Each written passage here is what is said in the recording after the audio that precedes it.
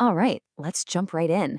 We're going to be talking about a massive shift happening in tech leadership, where, believe it or not, the most human skills are becoming the ultimate game changer. For the longest time, tech leaders got to where they were because of their technical chops, right? You were a great coder, you understood system architecture, you were a whiz with data. But the rules of the game have totally changed. The skills on the right side of your screen, empathy, communication, adaptability, these aren't just nice to haves anymore. They're the absolute core of what makes a leader effective today. And it's this really fascinating paradox, isn't it? The more powerful our AI and automation become, the more they handle the routine stuff. So what's left for us? Well, it's the messy, complex, interpersonal challenges that machines just can't touch. The better the tech gets, the more we need that human element to guide it.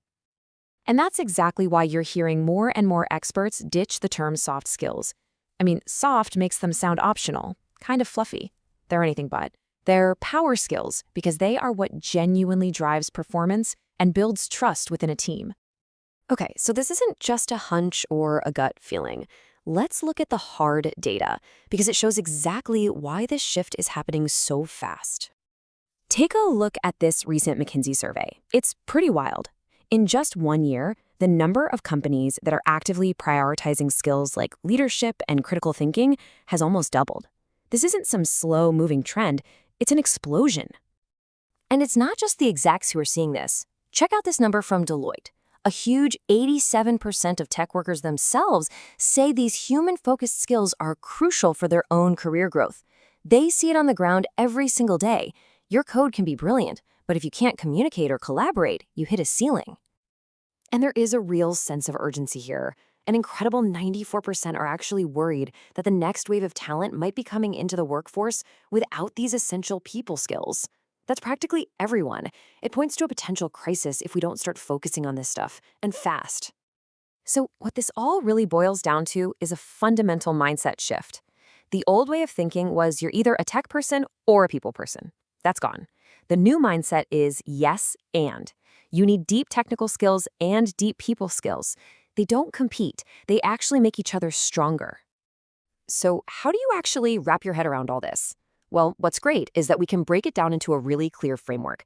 5 essential pillars for any modern leader in tech. First up, the absolute foundation of it all, the pillar that everything else is built on, emotional intelligence, or EI.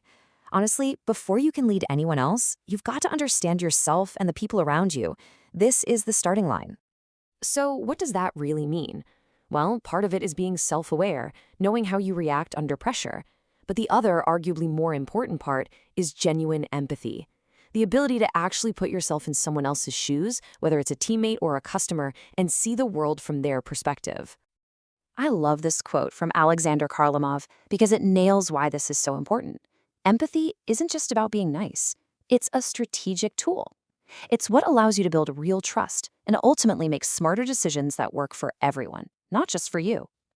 Okay, so building on that foundation of empathy, we get to our second pillar, clear communication, and this is key, active listening. You know, being a great communicator in tech means you're so much more than just a good talker. You're a translator. You can take complex technical ideas and explain them to the business side. You give people the why behind a decision, not just the what. And most importantly, you listen way more than you speak, so your team actually feels heard. In an industry where the landscape changes, every 6 months, the only real constant is change. And that's why our third pillar has to be adaptability. If you're standing still, you're already falling behind. And I think this is a brilliant way to picture the mental flexibility you need. A modern tech leader has to be a bit of a chameleon. In the morning, you might be the architect, deep in the code. By the afternoon, you're the coach, mentoring your team. And then you walk into a meeting as the business partner, thinking about high-level strategy. You've got to wear all 3 hats. So you've got all this amazing technical knowledge. Pillar 4 is what ensures you're actually pointing it in the right direction. And that's critical thinking. I mean, just think about that for a second. It's one thing to solve the problem that's put in front of you.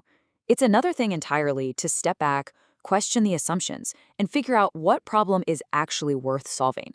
That's the difference between just executing and truly leading with strategy.